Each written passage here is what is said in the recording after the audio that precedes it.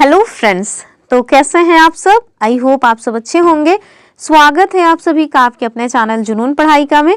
चलिए हम लोग अपनी एनसीईआरटी वाली सीरीज को आगे बढ़ाते हैं, जिसमें हम लोग इतिहास देख रहे हैं, यानी हम लोग एनसीईआरटी हिस्ट्री देख रहे हैं। हम लोग क्लास 6 की हिस्ट्री ऑलरेडी कंप्लीट कर लिए हैं, क्लास 7 की भी कंप्लीट हो चुकी है। क्लास 8 की हिस्ट्री हम लोग स्टार्ट कर दिए हैं, जिसमें हमने एक चैप्टर ऑलरेडी कर लिया है। आज हम चैप्टर 2 पे आ गए हैं, ठीक है। तो देखेंगे चैप्टर 2 बहुत इंपॉर्टेंट है और काफ़ी बड़ा चैप्टर है, काफ़ी सारे इंपॉर्टेंट पॉइंट्स हैं, तो इसको हम 2 पार्ट्स में कवर करेंगे। आज ये इसका पहला पार्ट है। पहले तो आप चैप्टर का नाम देख लीजिए। तो हमारे चैप्टर का जो नाम है वो है व्यापार से साम्राज्य तक कंपनी की सत्ता स्थापित, ठीक है। आज के चैप्टर में हम ये देखेंगे कि कैसे एक भारत देश में एक कंपनी आती है जिसका नाम क्या था, ईस्ट इंडिया कंपनी, ठीक है। और वो ईस्ट इंडिया कंपनी कैसे व्यापारिक कंपनी से एक टाइम आने के बाद पूरे भारत का कर्ता धर्ता हो जाती है। तो उसी के घटनाक्रम को हम लोग आज देखेंगे। सारा का सारा जो पॉइंट्स है एक ही दिन में नहीं देख सकते, क्योंकि बता ही चुके हैं कि बहुत ही लेंदी चैप्टर है, बहुत सारे इंपॉर्टेंट पॉइंट्स हैं। तो चलिए स्टार्ट करते हैं और देखते हैं आज का अपना पहला क्वेश्चन। लेकिन क्वेश्चन स्टार्ट करें उसके पहले कई सारे इंपॉर्टेंट पॉइंट्स हैं जो हमें जानना चाहिए, ताकि हम लोगों को चैप्टर की जो समझ है वो थोड़ा ठीक तरह से हो सके, ठीक है। तो सबसे पहले आप देखिए कि भारत देश में ये जो कंपनियां आती हैं, ठीक है, ये जो कंपनियां आने का क्रम है वो कब से स्टार्ट होता है। तो सबसे पहले एक पुर्तगाली यात्री जिनका नाम क्या था, वास्को डी गामा, ये 1498 में भारत देश में आने के लिए जो समुद्री मार्ग है उसकी खोज करते हैं। और भारत का जो दक्षिणी भाग है, यानी कि जो दक्षिण भारत का जो पश्चिमी तट है, उस पश्चिमी तट पर एक राज्य है जिसको हम कहते हैं केरल, वहां पे उनकी एंट्री होती है। और फिर धीरे धीरे आप देखेंगे कि पुर्तगालियों के बाद जो अन्य जो विदेशी कंपनियां हैं वो भी भारत में आना स्टार्ट कर देती हैं। तो सबसे प्रथम तो यही हमें जानना चाहिए कि भारत देश में आने वाली सर्वप्रथम जो विदेशी कंपनी थी वो कौन सी थी। तो भैया वो 1498 में आए, पुर्तगाल से आए थे, यानी कि पुर्तगाली जो है वो विदेशी कंपनी थी, ठीक है। उसके बाद फिर आप देखेंगे कि भारत देश में कौन आए, पुर्तगालों के बाद फिर आपको ईस्ट इंडिया कंपनी भी देखने को मिलेगी, डच भी देखने को मिलेगी, फ्रांसीसी भी आए। तो इस तरह से कई सारी कंपनियां एक के बाद एक आती गई, ठीक है। तो चलिए एक पहले ही जैसे ही चैप्टर स्टार्ट हुआ है वैसे ही एक चित्र दिखाया गया है, हम उस चित्र को देखेंगे और इसके बारे में भी कई सारे पॉइंट्स जानेंगे। तो सबसे पहले आप देखिए ये जो चित्र है वो कहाँ से लिया गया है। तो ये चित्र कैप्टन हडसन के द्वारा बहादुर शाह जफर और उनके बेटों की गिरफ्तारी से संबंधित है, ठीक है। तो आप देखिए जब भारत देश में 1707 में औरंगजेब की मृत्यु हो जाती है, 1707 में जब औरंगजेब की मृत्यु हुई, और औरंगजेब कौन है, तो मुगल साम्राज्य के अंतिम शक्तिशाली की जो शासक हैं वो थे, ठीक। तो मुगल साम्राज्य के अंतिम शक्तिशाली शासक औरंगजेब थे। औरंगजेब जो है इनकी 1707 में मृत्यु हो जाती है, और उसके बाद इनके जो भी सक्सेसर हुए हैं वो काफ़ी वीक थे, यानी कि उनके अंदर उतनी ज़्यादा महत्वाकांक्षा नहीं थी, इतनी ज़्यादा वो उनके अंदर इतनी शक्ति नहीं थी, इतने वो दूरदर्शिता वाले शासक नहीं हुए कि वो इतने विशाल साम्राज्य को चला सके। तो इसके पहले वाली वीडियो में हमने देखा था कि उस टाइम के बाद कैसे कई सारे जो राज्य हैं वो अपना छोटा छोटा राज्य बना करके स्वतंत्र सत्ता स्थापित कर लेते हैं, जिसमें हमने अवध को देखा, हैदराबाद को देखा, बंगाल को देखा, मराठा को देखा था, जाट को देखा था, सिखों को देखा था। तो इन सारे लोगों को हमने देख लिया था। लेकिन आप देखेंगे कि जब 1857 में ईस्ट इंडिया कंपनी के विरुद्ध भारत देश के जो लोग हैं, नागरिक हैं, जो शासक हैं, उन्होंने जब विद्रोह किया, तो चूंकि जो मुगल सत्ता थी वो काफी टाइम से एक केंद्रीय सत्ता के रूप में काम कर रही थी, तो इस वजह से जो सिंबॉलिक तौर पर एक नेता चुनने की बात आई कि किसको जो है इस क्रांति का नेता घोषित किया जाए, तो बहादुर शाह जफर उस टाइम पे मुगल साम्राज्य के शासक थे। हालांकि मुगल साम्राज्य जो मुगल साम्राज्य है वो पतन की कगार पे था, तो उसको साम्राज्य कहना ठीक नहीं होगा, लेकिन भारत देश के लिए सिंबॉलिक तौर पर वो अभी भी उनके लिए लोगों के मन में थोड़ा बहुत श्रद्धा बची हुई थी, तो इस वजह से उनको जो है इस क्रांति का नेता घोषित किया जाता है, ठीक है। तो 1857 की क्रांति अपने आप में एक मतलब इम्पॉर्टेंट चैप्टर है, हम लोग उसको देखेंगे, लेकिन एनसीईआरटी में जब वो आएगा तब देखेंगे। अभी आपको चूंकि ये जो चित्र बताया गया है, दिखाया गया है, इसके बारे में बता रहे हैं, इस वजह से जानना इम्पॉर्टेंट है। तो आप देखेंगे कि जो ये मतलब 1857 की क्रांति है वो पूरी तरह से ना तो सफल होती है ना तो पूरी तरह से विफल हुई है। ऐसा भी कहना ठीक नहीं होगा कि पूरी तरह से विफल हो गई, इससे कई सारे परिवर्तन आए हैं। तो आप देखेंगे कि 1857 की जो क्रांति है जब वो असफल हो जाती है तो उसके बाद जो ये बहादुर शाह जफर हैं, इनके साथ क्या होता है, इन्हें गिरफ्तार करके इनकी पत्नी के साथ इन्हें मतलब वहां रंगून भेज दिया जाता है। और ये रंगून कहाँ है, तो रंगून है म्यांमार में, ठीक है। और इनके जो बेटे हैं उनको गोली मार दी जाती है और साथ में जितने भी मुगल साम्राज्य से संबंधित युवराज थे उन सारे लोगों को गोली मार दी जाती है, ठीक है। तो ये चित्र वहीं से लिया गया है। आप देखिए कि जो कैप्टन हडसन है, ये जो कैप्टन हडसन है, इनके द्वारा बहादुर शाह जफर को क्या किया गया है, गिरफ्तार किया गया है और इनके बच्चों के साथ। आगे देखिए, कह रहे हैं कि औरंगजेब के बाद कोई भी मुगल बादशाह इतना ताकतवर तो हुआ नहीं कि मतलब नहीं हुआ, लेकिन एक प्रतीक के रूप में मुगल बादशाहों का महत्व बना हुआ था। जब 1857 में ब्रिटिश शासन के विरुद्ध भारी विद्रोह शुरू हुआ तो विद्रोहियों ने मुगल बादशाह बहादुर शाह जफर को ही अपना नेता मान लिया। वही जो चीजें हमने बताई हैं वही यहाँ पर लिखा हुआ है। जब अंग्रेजों के द्वारा विद्रोह को कुचल दिया गया तो कंपनी ने बहादुर शाह जफर को देश छोड़ने के लिए बाध्य किया और उनके बेटों को जफर के सामने ही गोली मार दी गई थी। यानी कि पूरा का पूरा जो मुगल साम्राज्य था उससे संबंधित जो भी उनके खानदान में थे किसी को भी नहीं छोड़ा था। लगभग 26 युवराजों को इन्होंने गोली मारी थी, ठीक है, 26 युवराजों को गोली मार दी थी और इनको इनकी पत्नी के साथ रंगून भेज दिया गया और वहीं पे फिर अंततः इनकी मृत्यु भी हो जाती है और शायद कब्र वगैरह भी वहीं पर है। तो ये पॉइंट्स आप याद रखिएगा।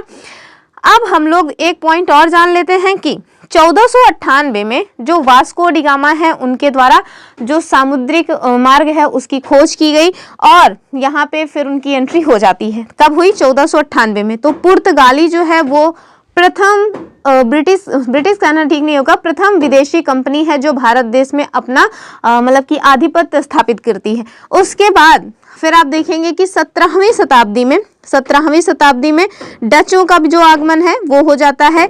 बाद में फिर फ्रांसीसी भी आते हैं और फिर उसके बाद आप देखेंगे कि 1600 में, ठीक है, सन 1600 में जो ईस्ट इंडिया कंपनी है, ईस्ट इंडिया कंपनी इसे अपने यहाँ जो महारानी थी उनसे व्यापारिक एकाधिकार का जो पत्र है वो मिलता है और उस व्यापारिक एकाधिकार पत्र के साथ ये भारत देश में आगमन करती है या पूर्व की ओर इनका आगमन स्टार्ट होता है, ठीक है। तो कभी कभी एक क्वेश्चन बनता है कि जब ये 1600 में भारत में कंपनी आई थी उस टाइम पे हमारे यहाँ के शासक कौन थे, तो जब ये कंपनी बनी है उस टाइम पे तो जो शासक थे वो थे मतलब अकबर। लेकिन जब ये कंपनी ठीक से अपने यहाँ स्थापित हो जाती है तो आप देखेंगे कि उस टाइम पे जो शासक थे वो थे जहांगीर, ठीक है। अब 1605 में जो है उनकी अकबर की मृत्यु हो जाती है और उसके बाद 1607 में आप देखेंगे कि पहली बार भारत देश में कोई मतलब विदेश से यानी कि ईस्ट इंडिया कंपनी की तरफ से कोई मुगल साम्राज्य के दरबार में पहुंचा था। तो 1607 में जब पहुंचे हैं तब आप देखेंगे कि जहांगीर का टाइम पीरियड था, लेकिन जब ये कंपनी बनी है 1600 में उस टाइम पे हमारे भारत देश में अगर पूछा जाए कि कौन राजा थे तो उस टाइम पे अकबर थे, ठीक है। ये पॉइंट्स याद रखिएगा। अब हम क्वेश्चन की शुरुआत करते हैं और क्वेश्चन के थ्रू जो भी एनसीईआरटी में पॉइंट्स दिए हैं वो सारे पॉइंट्स आपको हम बताते चलेंगे। ये सारे जो पॉइंट्स मैंने बताए वो आपको बेसिक जानकारी के लिए आवश्यक था ताकि आपको इस चैप्टर की समझ हो सके, ठीक है। तो आज का पहला क्वेश्चन देखिए, कह रहे हैं कि ईस्ट इंडिया कंपनी को पूरब से व्यापार करने का एकाधिकार किनके द्वारा दिया गया था। हमारे पास क्या विकल्प है, इंग्लैंड के राजा या इंग्लैंड की रानी एलिजाबेथ प्रथम या फिर ब्रिटिश संसद या इनमें से कोई नहीं। तो उत्तर आपको साफ साफ दिख गया है, लेकिन फिर भी हमारा फर्ज है कि हम आपको बताते चलें, हालांकि मैंने मतलब पहले ही बता दिया है। तो इसका जो सही उत्तर है वो हो जाएगा हमारा बी वाला, यानी कि इंग्लैंड की उस टाइम पे जो महारानी थी एलिजाबेथ प्रथम, इनके द्वारा व्यापारिक एकाधिकार का जो पत्र है वो ईस्ट इंडिया कंपनी को दिया गया। और इस जो ये व्यापारिक एकाधिकार इन्हें मिला था, इससे मतलब क्या हो रहा था, तो इसका अर्थ ये हुआ कि कोई भी इंग्लैंड की दूसरी कंपनी जहां पे ये ईस्ट इंडिया कंपनी को व्यापारिक एकाधिकार दिया जा रहा है, उस क्षेत्र में कोई भी इंग्लैंड की दूसरी कंपनी जाकर के अपना कामकाज नहीं शुरू करेगी। यानी कि इनकी जो प्रतिस्पर्धा है वो अपने ही देश की दूसरी किसी कंपनी के साथ नहीं होगी। लेकिन अब चूंकि इन्हें एकाधिकार जो मिला था वो केवल और केवल ब्रिटेन के लोगों से मिला हुआ था, ठीक है, इंग्लैंड के जो कंपनियां हैं उनके विरुद्ध एकाधिकार मिला था। लेकिन जो अन्य पश्चिम की कंपनियां थी वो तो आ ही सकती थी, उनसे तो इनका जो प्रतिस्पर्धा है वो हो ही सकता था। तो आप देखेंगे कि धीरे धीरे जब ये मतलब पुर्तगाली पहले से ही यहाँ पे आके बैठे हुए थे, अड्डा जमाए हुए थे, तो पुर्तगालियों के साथ इनका जो है क्या होता है, भिड़ंत हो जाती है। मतलब जब डेन आए उनके साथ भी इनकी भिड़ंत हुई, डच के साथ भी हुई, फ्रांसीसियों के साथ भी हुई। तो सभी के साथ इनका जो प्रतिस्पर्धा है वो होती रही और धीरे धीरे इन्होंने जितनी भी कंपनियां थी सबको एक के बाद एक पराजित किया और अंत में पूरी की पूरी जो मतलब व्यापारिक एकाधिकार है ये पूरी की पूरी तरह से इनके पक्ष में हो गया, क्योंकि इन्होंने सबको पराजित करके सबके साथ कुछ ना कुछ संधि किया, सबको यहाँ से रफो चक्कर कर दिया और अंत में ईस्ट इंडिया कंपनी पूरी तरह से पूरे भारत के साथ जो मतलब व्यापार है वो करने के लिए स्वतंत्र हो गई। तो आप देखेंगे कि इनकी जो मतलब विदेश से जो कंपनियां आ रही थी उनके साथ प्रतिस्पर्धा समाप्त हो गई। तो फिर इनकी जो मतलब दिक्कत रह गई वो किनके साथ रह गई, वो रह गई एक तो पुर्तगाली यहाँ पे रह ही गए थे, लेकिन इनके साथ भी इन्होंने अपना संधि वगैरह करके वो भी मामला निपटा दिया था। तो जो इनकी भिड़ने की संभावना थी वो केवल और केवल भारत देश के भीतर जो राजा महाराजा थे उनसे थी और जो कुछ छोटे छोटे प्रांत वगैरह थे जैसे बंगाल वगैरह हैं उनके साथ इनकी जो भिड़ंत है वो फिर होती रही। अब हम लोग यही सब देखेंगे कि कैसे कौन कौन से घटनाक्रम हुए हैं। तो एक पॉइंट और आपको जानना चाहिए कि ये जो लोग वहां से आ रहे थे यानी कि यूरोप से जो हमारे यहाँ आ रहे थे, आखिर उन्हें ऐसी किस चीज की डिमांड थी जो हमारे यहाँ आके अपना मतलब व्यापार करना चाह रहे थे। तो यूरोप में आप देखेंगे कि भारत देश में बने हुए जो सूती कपड़े थे और जो रेशम थे उसकी काफी जबरदस्त डिमांड थी, ठीक है। तो उस टाइम पे भारत देश में जो सूती कपड़े बनते थे, जो रेशम था उसकी काफी ज्यादा डिमांड यूरोप में थी। तो इस वजह से भी वो लोग भारत देश में व्यापार करने के लिए आते थे, यहाँ से सस्ते में सामान ले जाते थे और वहाँ पे काफ़ी ज़्यादा महंगे में बेच लेते थे। इवन ऐसा मतलब बोला जाता है कि जब 1498 में पुर्तगाली जो वास्को डी गामा है वो भारत आते हैं, तो यहाँ से जब वो गए थे तो मतलब कुछ गोल मिर्च यानी कि काली मिर्च ले गए थे और उस काली मिर्च को उन्होंने 60 गुना लाभ पर बेचा था। तो मतलब इतनी ज़्यादा डिमांड थी हमारे यहाँ की चीज़ों की। तो हमने ये देखा कि यूरोप में भारत के जो सूती कपड़े हैं उनकी और रेशम की डिमांड थी। केवल इतनी ही डिमांड नहीं थी, इसके अलावा आप देखेंगे कि जो भारत देश के मसाले हैं वो भी वहाँ पे काफ़ी ज़्यादा मात्रा में मतलब उपयोगी थे। जैसे उन मसालों में आप देखेंगे काली मिर्च और उसके साथ साथ लौंग हो गया, इलायची, दालचीनी, तो ये सारी जो चीज़ें हैं इनकी काफ़ी ज़्यादा डिमांड यूरोप में थी। और धीरे धीरे जब इतने सारे जो है खरीदार आ जाते हैं तो जाहिर सी बात है कि जो सामान है वो महंगा हो जाता है। तो इसकी वजह से क्या हुआ, मतलब कि यही सारे सामान जो पुर्तगाली हैं उनको भी चाहिए, ब्रिटिश जो ईस्ट इंडिया कंपनी है उनको भी चाहिए, डेन को भी चाहिए, फ्रांसीसी कंपनियों को भी चाहिए। तो इससे क्या हुआ कि भारत देश के भीतर जो ये सारे सामान थे, जब प्रतिस्पर्धा बढ़ी तो ये सारे सामान महंगे होने लगे। तो फिर मजबूरी बन गई थी ईस्ट इंडिया कंपनी के लिए कि अगर यहाँ व्यापार में टिक के रहना है तो पहले इन जो अन्य यूरोपीय कंपनियां हैं इनको यहाँ से भगाओ, फिर भारत देश के भीतर जो है उनको हम बाद में निपट लेंगे, ठीक है। तो अब आगे देखते हैं दूसरा क्वेश्चन। और जो हमारा सेकंड क्वेश्चन है वो क्या है, कह रहे हैं कि वास्को डी गामा ने भारत तक पहुंचने के लिए समुद्री मार्ग का पता कब लगाया। हालांकि मैंने पहले वाले क्वेश्चन के एक्सप्लेनेशन में कई बार बता दिया है, लेकिन हम फिर भी देखेंगे। तो हमारे पास विकल्प क्या है, 1492, 1498, 1600 या 1757। इसमें सारे के सारे जो डेट्स हैं वो इम्पोर्टेंट हैं। तो इसका उत्तर जो है वो क्या हो जाएगा, बी वाला 1498 में, ठीक है। तो वास्को डी गामा भारत में जो कालीकट पे पहुंचे हैं, कब पहुंचे हैं, 1498 में। और कौन सा मार्ग उन्होंने खोजा है अभी हम आपको उसको दिखा रहे हैं। आगे ये देखिए 1600 जो दिया है, हमने बताया जो ईस्ट इंडिया कंपनी है ये उस टाइम पे बनी। 1757 आगे चल के हम देखेंगे कि प्लासी का युद्ध होता है, किसके साथ, ईस्ट इंडिया कंपनी और बंगाल के नवाब के साथ। तो आप देखिए यहाँ पे हमने फिगर लगा दिया है, यानी कि मैप लगाया हुआ है, चूंकि एनसीईआरटी में दिया है। तो ये देखिए, ये है हमारा यूरोप और यहीं पे आपको देखने को मिलेगा ये वाला जो लोकेशन है वही है ब्रिटिश जो आइलैंड है, ठीक है। ये देखिए जो पुर्तगाल से आए थे पहले, तो ये देखिए कि पुर्तगाल कहाँ है, तो ये वाला जो लोकेशन दिख रहा है ना, ये है पुर्तगाल। यहाँ से जो है आए हुए हैं वास्को डी गामा और यहाँ जो केप ऑफ गुड होप है यहाँ से होते हुए ये कलिकट पहुंचे हैं, ठीक है। तो यहाँ पे है कलिकट, तो यही वाला जो मार्ग है इसी की खोज इनके द्वारा की गई थी। तो इसको हमने देख लिया। अब हम देखते हैं अपना अगला क्वेश्चन, और जो हमारा अगला क्वेश्चन है वो क्या कह रहे हैं। क्वेश्चन नंबर 3 में आपसे पूछ रहे हैं कि ईस्ट इंडिया कंपनी ने बंगाल में व्यापार कैसे स्टार्ट किया, ठीक है। यानी कि ईस्ट इंडिया कंपनी जब बंगाल में आई तो वो विदेश से आए थे, तो ऐसा तो है नहीं कि आते ही सब कुछ उनका हो गया था, कुछ ना कुछ तो स्टार्ट में किया ही होगा ना। तो स्टार्टिंग पॉइंट क्या रहा ये आपसे पूछ रहे हैं। पहला विकल्प देखिए, स्थानीय शासकों के साथ युद्ध करके, दूसरा मुगल सम्राट से फरमान प्राप्त करके, तीसरा पुर्तगालियों के साथ संधि करके, चौथा है फ्रांसीसियों के साथ मिलकर।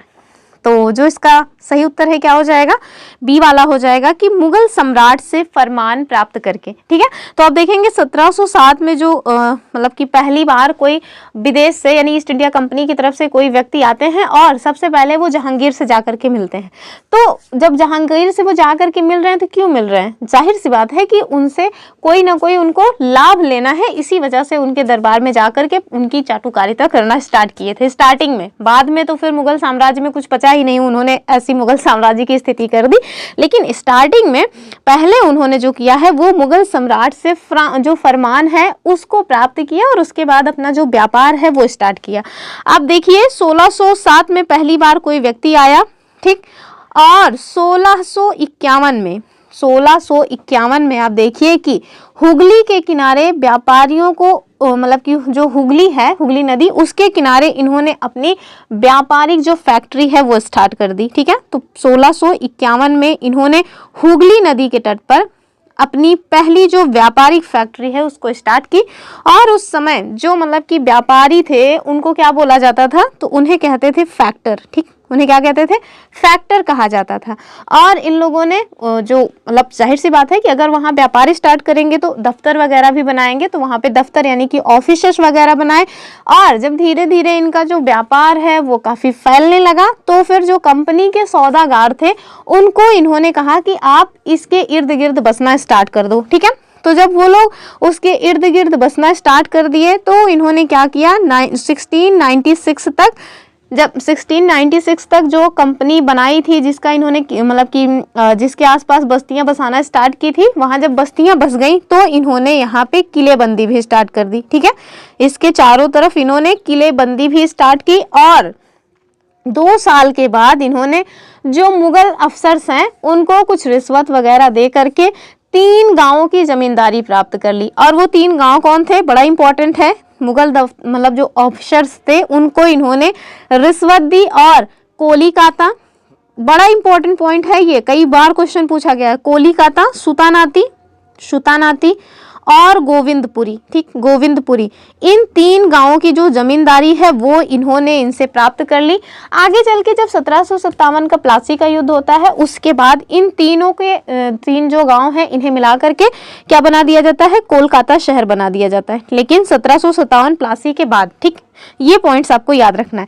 तो इन्होंने जब कोलिकाता, सुतानाती और गोविंदपुरी को मतलब कि गोविंदपुरी की जमींदारी प्राप्त की रिश्वत दे करके, तो इससे इनको क्या हुआ, जब वहां की जमींदारी प्राप्त हुई तो इससे इनको जो राजस्व है वो मिलने लगा। इसके साथ आगे आप देखें कि और क्या हुआ, इन्होंने औरंगजेब को उस टाइम तक, जबकि ये बात हो रही है उस टाइम तक औरंगजेब जो है वो शासक बन चुके थे, ठीक है। तो इन्होंने औरंगजेब को बिना शुल्क व्यापार करने का फरमान देने को भी राजी कर लिया, ठीक है। यानी कि औरंगजेब को इन्होंने मना लिया था कि आप हमें ऐसा फरमान जारी करें जिससे हमें बिना टैक्स के मतलब व्यापार करने की छूट मिल जाए। तो उन्होंने इनको फरमान दे भी दिया। लेकिन आगे चल के क्या हुआ कि ये जो फरमान है इसका इन लोगों ने बहुत ही बुरी तरह से यूज किया। कैसे बुरी तरह से यूज किया, क्योंकि ये जो औरंगजेब के द्वारा फरमान दिया गया था अब कुछ लोग आ जाएंगे भी कहने के लिए कि 1717 में फर्रुखशियर के द्वारा दिया गया था। भैया वो दूसरा था, औरंगजेब ने जो दिया है वो दूसरा है। एनसीईआरटी में दिया हुआ है जो पॉइंट हम बता रहे हैं आपको, ठीक है, क्योंकि हमने भी कई टीचर से पढ़ा है कि 1717 में फर्रुखशियर ने दिया था, तो उन्होंने जो दिया था वो दिया ही था। उसके पहले ही आप देखिए कि औरंगजेब को भी इन्होंने इस चीज के लिए मना लिया है कि आप हमें ऐसा फरमान जारी करें जिससे हमें व्यापार करने के लिए टैक्स ना देना पड़े, ठीक है। तो फिर आप देखिए कि जब औरंगजेब ने इन्हें फरमान दे दिया तो उसके बाद ये फरमान मिला था कि जो कंपनी है ना, जो कंपनी है वो अपना व्यापार टैक्स फ्री कर सकती है, लेकिन जो कंपनी के कर्मचारी है ना, उन्होंने अपना पर्सनल व्यापार भी स्टार्ट किया और इसी जो मतलब कि इन्हें शाही फरमान मिला हुआ था, इसी फरमान का यूज करके इन लोगों ने अपने पर्सनल व्यापार को भी बढ़ावा दिया। इससे क्या हुआ, इससे जो मतलब भारत देश के भीतर जो अन्य व्यापार थे वो मतलब कमजोर होने लगे और इसके साथ जो बंगाल था ना, वहां पे राजस्व की कमी होने लगी, यानी कि जो बंगाल के शासक थे उनके पास राजस्व कम होने लगा। अब जाहिर सी बात है कि अगर आप व्यापार करेंगे तो टैक्स देंगे, लेकिन जब आप टैक्स ही नहीं देंगे तो सरकार के खजाने में पैसे कहाँ से आएंगे। तो सेम वही हुआ और जब बंगाल के राजस्व में कमी आई तो फिर जाहिर सी बात है कि बंगाल में जो शासक हैं, जो नवाब हैं, उन्हें खलना स्टार्ट हो गया।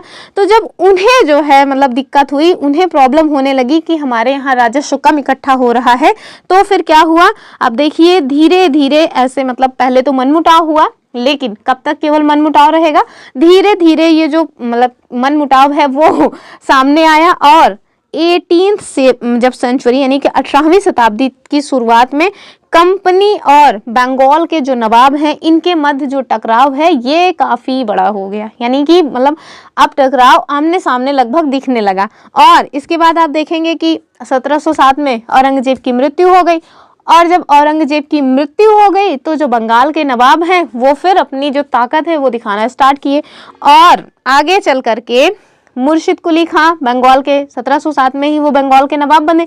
उनके बाद फिर अलीवर्दी खां नवाब बनते हैं, अलीवर्दी खां के बाद सिराजुद्दौला जो है वो नवाब बनते हैं और ये तीनों लगभग काफी शक्तिशाली शासक माने जाते हैं और इन्होंने कंपनी को जो भी रियायत दी जा रही थी उसको देने से मना कर दिया। आगे जो व्यापारिक एकाधिकार था, अगर आपको व्यापारिक एकाधिकार चाहिए तो बदले में आपको हमें नजराना देना पड़ेगा, कंपनी के सामने इस तरह की डिमांड रखी, ठीक है। आगे आप देखें कि मतलब जो कंपनी है उन्होंने इस तरह से जो नजराना वगैरह है उसको देने से मना किया और जो नवाब थे उनको काफी अपशब्द भरे जो है पत्र वगैरह लिखे और उन्हें अपमानित करने का प्रयास किया।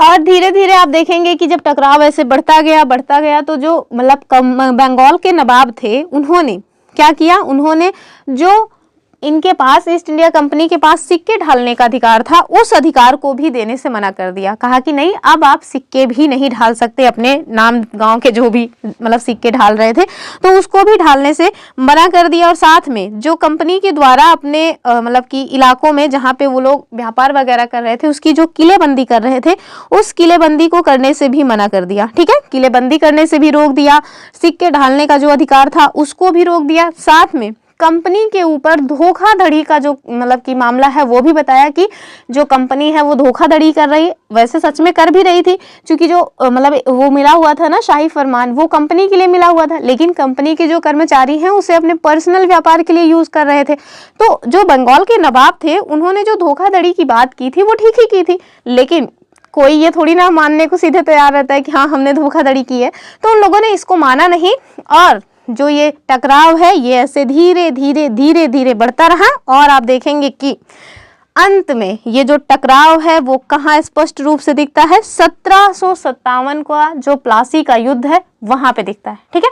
तो ये जो 1757 के प्लासी का युद्ध है इसकी पृष्ठभूमि यही है क्या कि औरंगजेब ने एक शाही फरमान दिया था और शाही फरमान का जो व्यापारिक कंपनी के मतलब कि जो व्यापारिक कंपनियों के कामगार थे उन्होंने दुरुपयोग किया और इस दुरुपयोग के चलते धीरे धीरे बंगाल के नवाब और कंपनी के जो अधिकारी हैं उनके मध्य टकराव बढ़ा और ये जो टकराव है 1757 में प्लासी के युद्ध में फिर सामने आता है, ठीक है।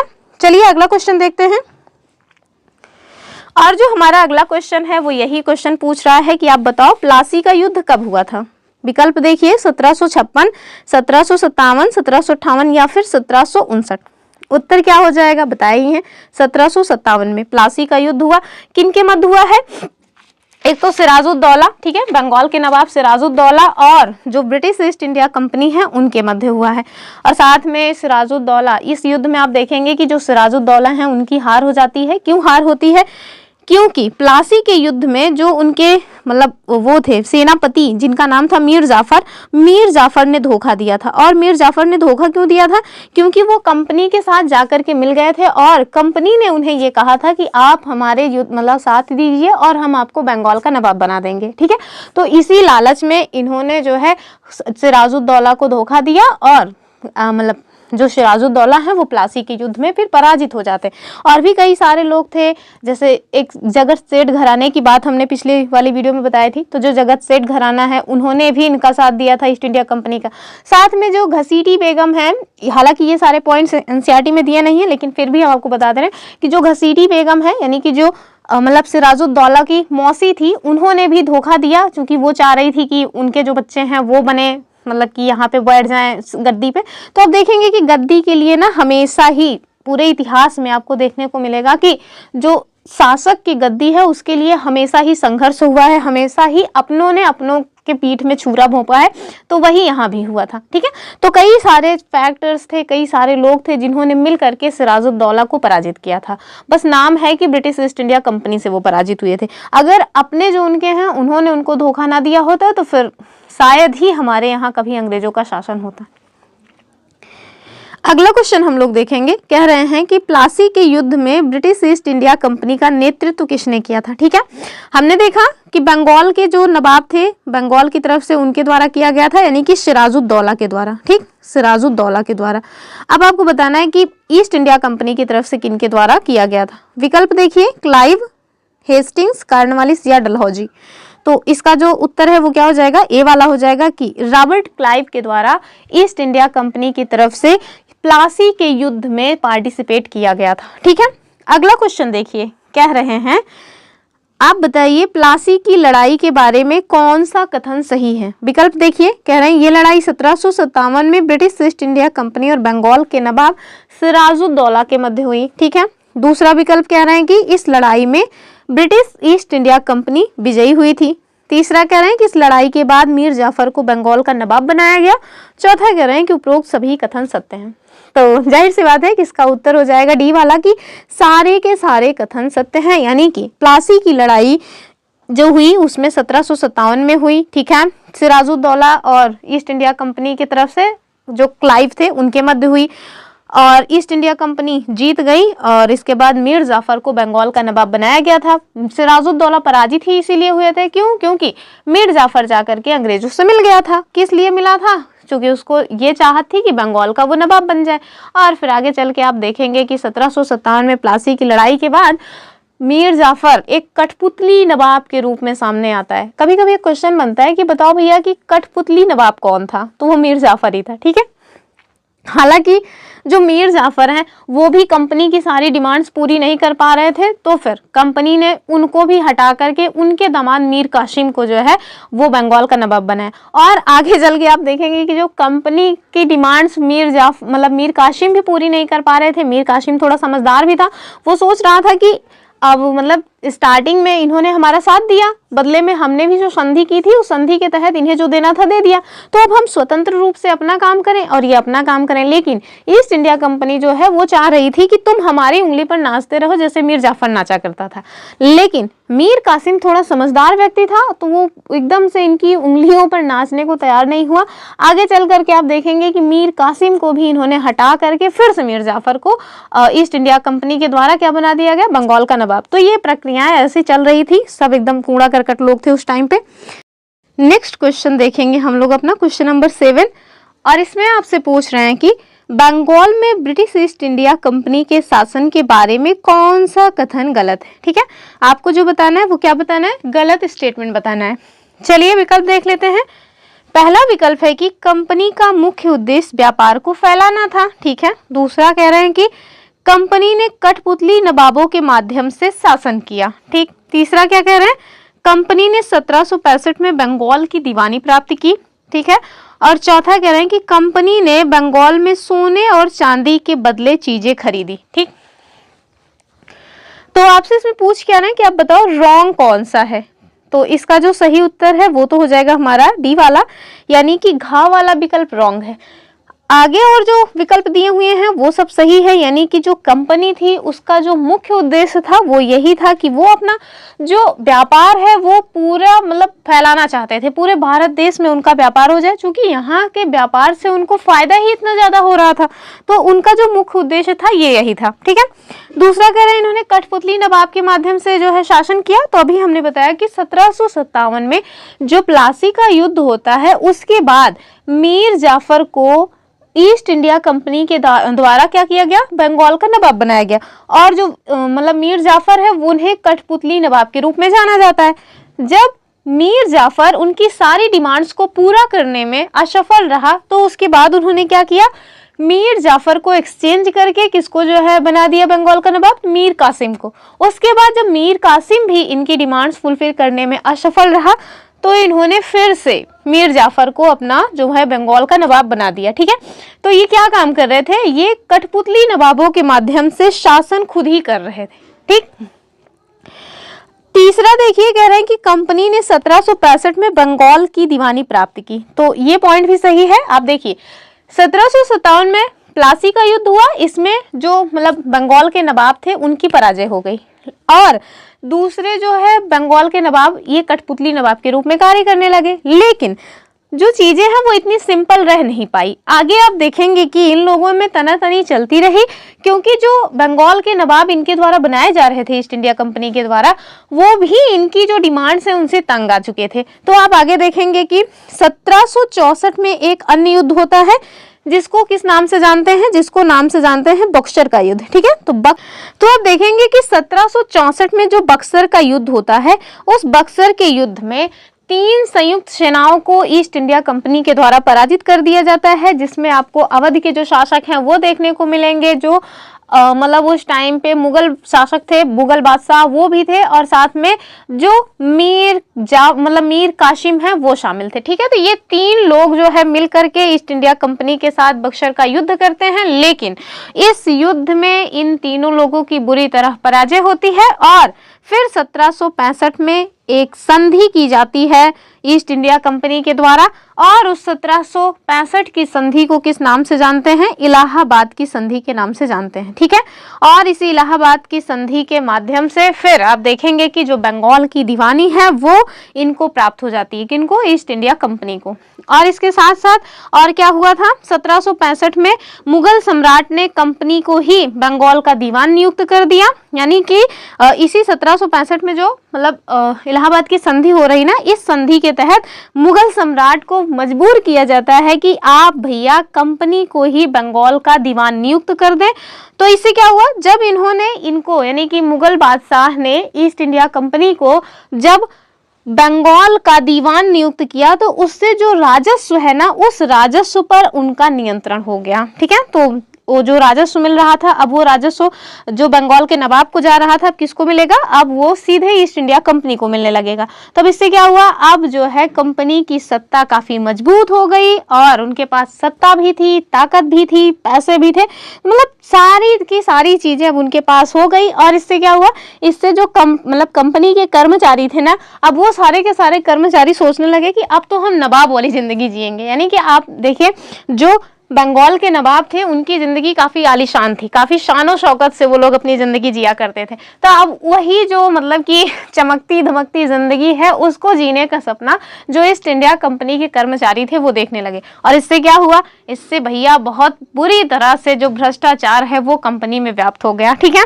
और भ्रष्टाचार इतना व्याप्त हुआ कि लोगों के पास बहुत ज्यादा पैसे होने लगे, यानी कि जो कंपनी के कर्मचारी हैं वो दिन प्रतिदिन अमीर होने लगे और जो कंपनी है ना वो घाटे में जाने लगी। ठीक है, यानी कि हुआ क्या, प्रॉब्लम ये हो गई कि जो कंपनी के कर्मचारी थे वो भ्रष्टाचार मतलब लिप्त हो गए, भ्रष्टाचार इतना बढ़ा कि वो लोग अपने ही हित के लिए काम करने लगे। तो इससे क्या हुआ कि जो भी पैसे हुए वो उन लोगों ने अपने जेब में डाल लिए और दिन प्रतिदिन कंपनी का जो है ना वो मतलब कि हालत खराब होने लगी।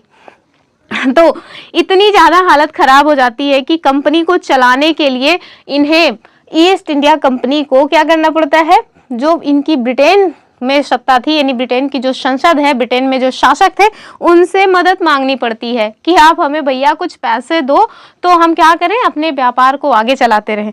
तो वहाँ के जो लोग थे वो लोग भी सोच रहे थे कि ऐसा क्या हो रहा है कि कंपनी के जो शासक हैं वो तो जब मतलब भारत देश से आते हैं तो यहाँ पे इनकी चकाचौंध देखने लायक रहती है और कंपनी दिन प्रतिदिन घाटे में जा रही है। तो इन सब को सोच विचार करके कंपनी को जब उन्होंने लोन वगैरह दिया, यानी कि जो पैसे दिए ब्रिटेन के शासक ने, उन्होंने फिर उनके ऊपर एक जो है अधिनियम ला दिया जिसे हम 1773 के मतलब कि अधिनियम के रूप में जानेंगे, जिसको अभी हम आगे देखने वाले हैं। ठीक है, तो 1773 का जो आता है अधिनियम वो इसी से प्रेरित था। ये लोग चाह रहे थे कि जो मतलब ब्रिटेन के शासक है उनके द्वारा कुछ लोन वगैरह दिया जाए जिससे हमारी कंपनी आगे बढ़ती जाए और कंपनी को मतलब कंपनी दिन प्रतिदिन कंपनी के जो शासक हैं, कंपनी के शासक नहीं कहेंगे, कंपनी के जो कर्मचारी हैं, वो जब भारत देश से जाते थे ब्रिटेन में तो ब्रिटेन के लोग उन्हें देख करके ईर्ष्या करने लगते थे। क्यों? क्योंकि इनकी जो चकाचौंध है, अब ये यहाँ पे नवाबों की तरह जीना चाहते थे और हमारे यहाँ के नवाबों की जिंदगी तो बड़ी आलीशान थी और उसी तरह से जाकर के ये वहाँ भी अपना मतलब रुतबत कायम करने के चक्कर में रहते थे, वही चकाचौंध दिखाते थे। तो उससे जो अन्य लोग थे ना, उनके मन में भी इस तरह की मतलब बातें आने लगी कि भाई ऐसा क्या है, ऐसे कौन से खजाने में ये लोग बैठे हुए हैं कि इतने अमीर होते जा रहे हैं। और जो ब्रिटेन के शासक थे, यानी कि ब्रिटेन की जो संसद थी, वो भी सोच रही थी कहीं ऐसा ना हो कि आने वाले दिनों में ये जो ईस्ट इंडिया कंपनी है ये खुद ही ब्रिटेन में ही शासक बन जाए और हमारी जो सत्ता है वही छिन जाए।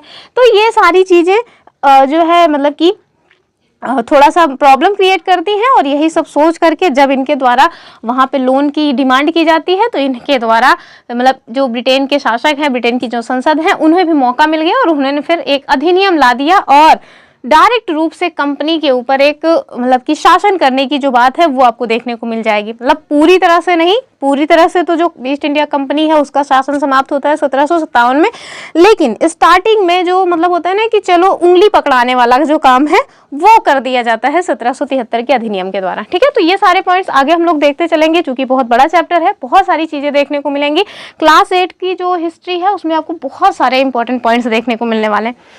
तो आप देखिए कि जो घा वाला है कह रहे हैं कि कंपनी ने बंगाल में सोने और चांदी के बदले चीजें खरीदी। तो आप देखिए स्टार्टिंग में जब ईस्ट इंडिया कंपनी भारत देश में व्यापार करने के लिए आई थी उस टाइम तक तो ये ठीक बात थी कि उन लोगों ने विदेश से सोना लाया, चांदी लाया और हमारे यहाँ व्यापार किया, यानी कि हमारे यहाँ से उन्हें जो इलायची ले जानी है, जो काली मिर्च ले जानी है, ये सारी चीजें ये कैसे ले जाते थे, बाहर से ये लोग सोना चांदी लाते थे और हमारे यहाँ से ये खरीद के ले जाते थे। लेकिन जब 1765 में इन्हें बंगाल की दीवानी मिल गई तो उसके बाद यहीं से इनको इतना राजस्व प्राप्त होने लगा कि ये लोग यहीं के राजस्व से यहीं के सामान खरीदते और यहीं पे बेचते और कर्मचारियों को यहीं के राजस्व से पैसा भी देना स्टार्ट कर दिए। ठीक है, तो ये जो यहाँ पे लिखा है ना कि कंपनी ने बंगाल में सोने चांदी का व्यापार, सोने चांदी से सामान खरीदे, तो ये गलत है। इन्होंने यहाँ जो सामान खरीदे वो यहीं के राजस्व से खरीदा था। ठीक है, तो इसका डी वाला जो है वो गलत हो जाएगा, बाकी सारे पॉइंट सही हैं। अगला क्वेश्चन देख लेते हैं। हम लोग कह रहे हैं कि आप बताइए प्लासी के युद्ध के बाद बंगाल के असली नवाबों के साथ क्या हुआ। हमारे पास विकल्प क्या है, कह रहे हैं उन्हें कंपनी के अफसरों को निजी तोहफे के तौर पर जमीन और बहुत सारा पैसा देने को बाध्य किया गया। दूसरा कह रहे हैं उन्हें फांसी दे दी गई। तीसरा उन्हें जेल में डाल दिया या फिर उन्हें देश से निकाल दिया गया। तो हमने स्टार्टिंग में ही बताया कि कंपनी के द्वारा जो मतलब प्लासी का युद्ध हुआ उसके बाद जो भी बंगाल के नवाब बनाए गए उन्हें कठपुतली नवाब के रूप में मतलब यूज किया गया और उनसे दिन प्रतिदिन बहुत सारे निजी तोहफे और जमीन तथा बहुत सारे पैसे देने के लिए डिमांड की गई और यही डिमांड ही तो वो लोग पूरी नहीं कर पा रहे थे, जो जिसकी बदौलत क्या हुआ कि बार बार जो कंपनी के द्वारा नवाब है वो चेंज किए जा रहे थे। ठीक है, तो इसका जो सही उत्तर है ए वाला हो जाएगा कि जो प्लासी के युद्ध के बाद जिन्हें भी कंपनी ने बंगाल का नवाब बनाया उनसे बहुत सारे पैसे की डिमांड की गई, जमीनों की डिमांड की गई, जमींदारी की डिमांड की गई। ठीक है, चलिए अगला क्वेश्चन देख लेते हैं। कह रहे हैं कि क्लाइव ने भारत में कितनी दौलत जमा की। हमारे पास विकल्प क्या है, 4,11,102 रुपए, या सॉरी रुपए नहीं, उस टाइम पे पाउंड में हम इसको काउंट करेंगे। फिर कह रहे हैं कि 5 लाख पौंड या फिर 1 मिलियन पौंड या फिर 10 मिलियन पौंड। तो इसका जो सही उत्तर है क्या हो जाएगा, ए वाला हो जाएगा कि जो 4,11,102 पौंड है, ये मतलब कि इनके द्वारा इतना सारा जो संपत्ति है वो जमा कर लिया गया था। अभी हमने बताया ना कि मतलब कि जब इनके पास बंगाल की दीवानी आ गई तो ये लोग क्या करने लगे, ये लोग बंगाल के शासक यानी उनके नवाब के जैसे जिंदगी जीने की मतलब कामना करने लगे, उस वैसे जिंदगी जीने की इच्छा करने लगे। अब जाहिर सी बात है अगर आपको इतनी आलीशान जिंदगी जीनी है तो आपके पास पैसे होने चाहिए। तो उस पैसे के लिए काफी भ्रष्टाचार व्याप्त हुआ कंपनी में, और उस भ्रष्टाचार से जो कंपनी के कर्मचारी हैं वो दिन प्रतिदिन इतने अमीर हुए, और उसी अमीरी को यहाँ दिखाया गया है कि देखो भैया जो क्लाइव है ना, उसने इतनी सारी संपत्ति जो है वो इकट्ठा कर ली थी। आगे आप देखिए यहाँ पे इनके द्वारा एक महाभियोग क्लाइव, एक क्वेश्चन मतलब वो था, एक पिक्चर लगाई थी मैंने, लेकिन वो हेस्टिंग्स के लिए है, ठीक है, ये हेस्टिंग्स है, इसके ऊपर मुकदमा चलाया गया। लेकिन हाँ अभी आप देखिए इनको, इनके बारे में एक पॉइंट तो है ही जो कि हमको आपको बताना है, और वो क्या है, कहाँ गया क्वेश्चन हुआ, ये रहा। तो ये क्वेश्चन में आप देखिए कि इन्होंने इतनी सारी संपत्ति जमा की।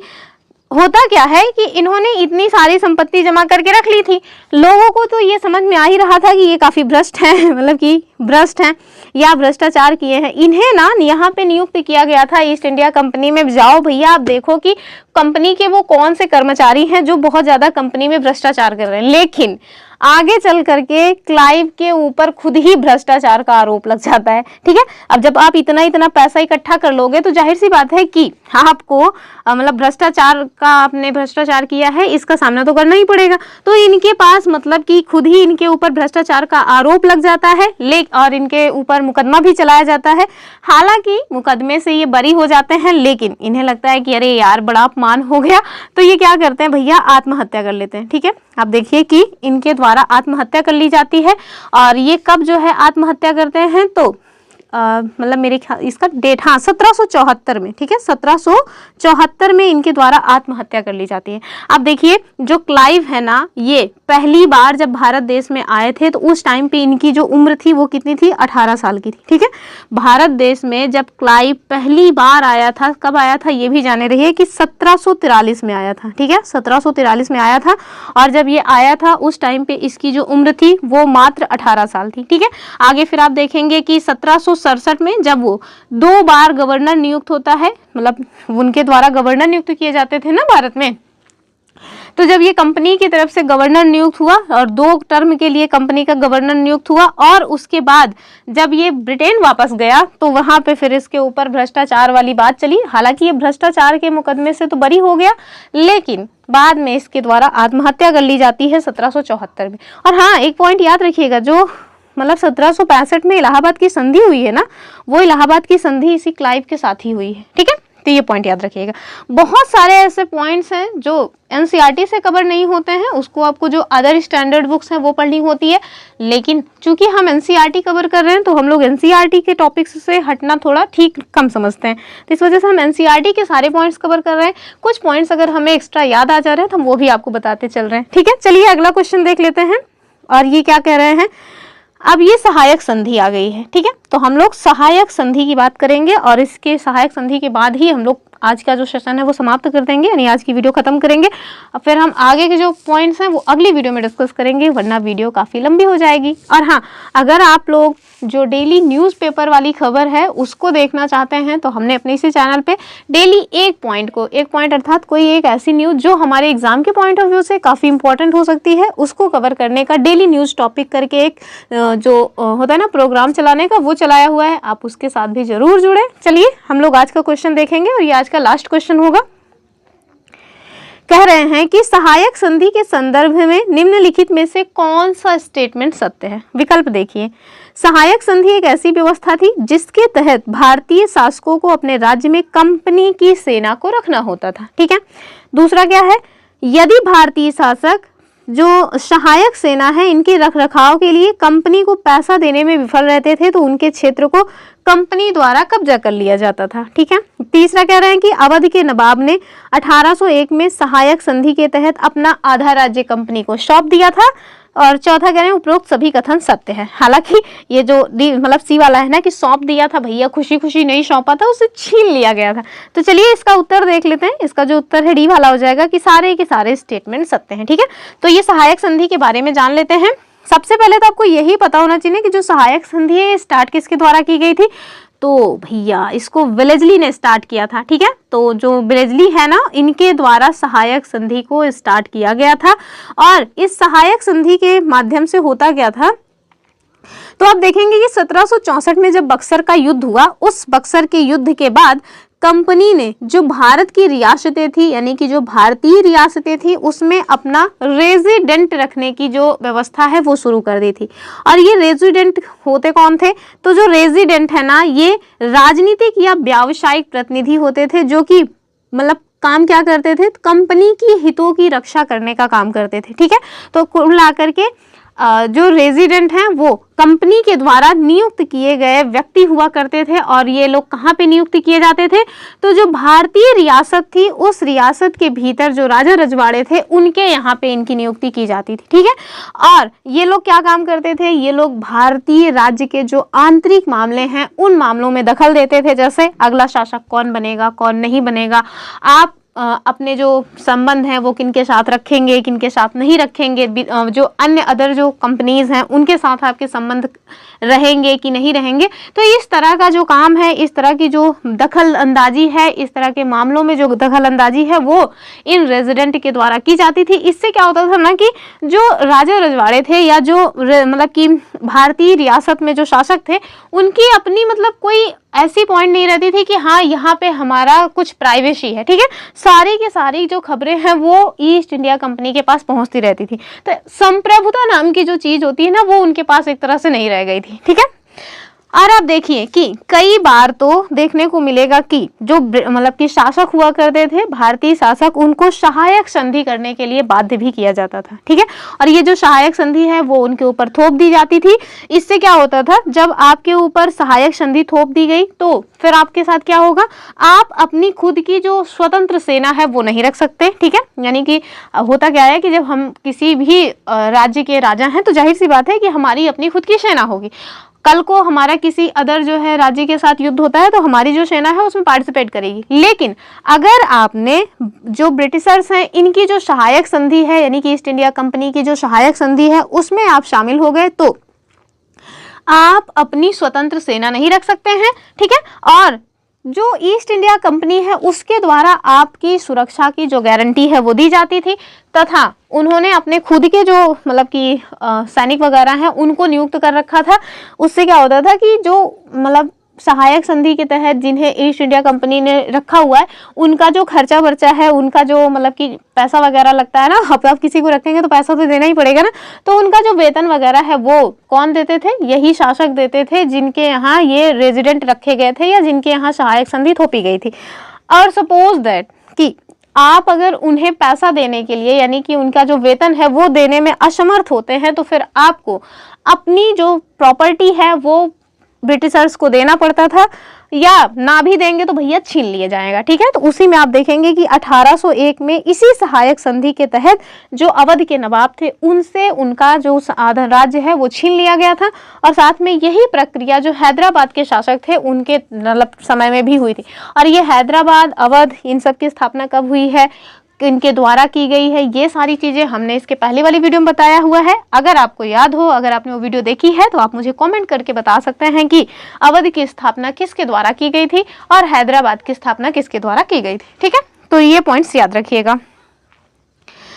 और हमने बता दिया कि जो सहायक संधि है वो किसके द्वारा स्टार्ट की गई है, तो 1798 के आसपास जो वेलेस्ली है उसके द्वारा स्टार्ट की जाती है। 1798 के आसपास जो सहायक संधि है वो वेलेस्ली के द्वारा स्टार्ट की जाती है। और सहायक संधि के तहत क्या होता था कि जो शासक हैं, यानी कि जो राजा रजवाड़े हैं, वो अपनी सेना वगैरह नहीं रख सकते थे। पूरी तरह से वो मतलब उनकी जो संप्रभुता है एक तरह से वो समाप्त हो जाती है।